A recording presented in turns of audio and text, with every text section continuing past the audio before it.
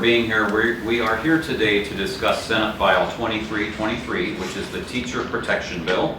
This bill sets a standard across the state. If a student intentionally assaults a teacher in our public schools, that student will be expelled for a length of time determined by the individual school district. This bill also gives the assaulted teacher the right to determine whether or not that student will be allowed back into their classroom. This bill protects our public school teachers. The definition of assault is the same definition we have used with the Minnesota State High School League in protecting our referees and umpires. Our public school teachers deserve that same protection. This bill gives our teachers a voice and lets them know that the legislature thinks it's important for us to protect them while they're in their classroom. Questions?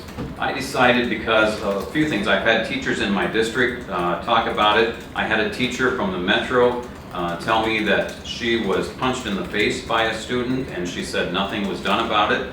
And I told her I found it hard to believe that nothing was done by the school district, and she said nothing has been done by her school district. She's choosing to retire at the end of this year, mainly because of what she's seeing going on in her schools. In this case, again, I heard you say the word intentionally attacks. I'm wondering, is that sort of the operative word?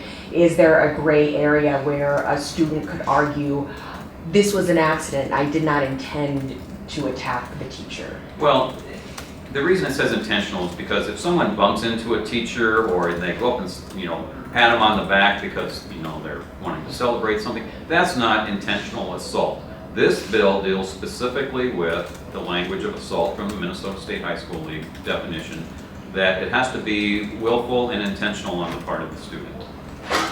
That's correct. Imagine if you're a teacher in a public school and you're assaulted, physically, violently assaulted by a student, and that student, that student's going to be coming back. I think every teacher should have that right to determine whether they want that student back in their classroom or not. They may say, no, I'm fearful of that student, I do not want them in my classroom. I think it's only right that we give the teachers that option to make that determination. Well, I appreciate that the President of Education Minnesota, her statements that she has made, but I would think that the union, specifically for the members my bill is seeking to protect, could be doing more to make sure that their teachers are being protected. Zero tolerance, when it rises to this level. Today in committee we heard this bill and there were a lot of people discussing, well, we need to be doing a lot of things to de-escalate students. I'm in favor of all of that.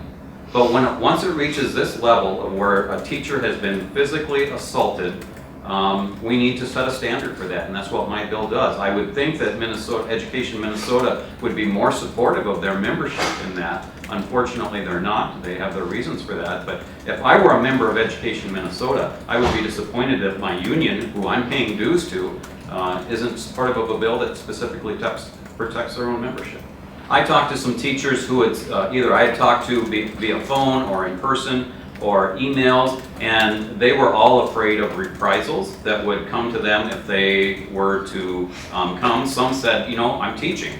I'm not going to leave my classroom, but the ones who I did talk to, they were afraid of reprisals, and I understand that. Senator Weger is a co-author on the bill. He met with me prior to committee to tell me the avenues he would take with this bill. I've appreciated Senator Weger's support. I think he views things a little differently than I do, but he wants to see some solutions brought to this like I do. But I think my bill is the right avenue to make sure we send the message to not only our teachers in Minnesota, but also our students that we're going to protect our teachers.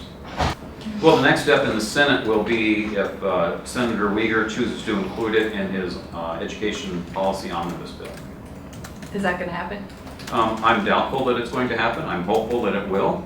But there's other avenues that can be taken if it's not in there. Such as? Offering it as an amendment.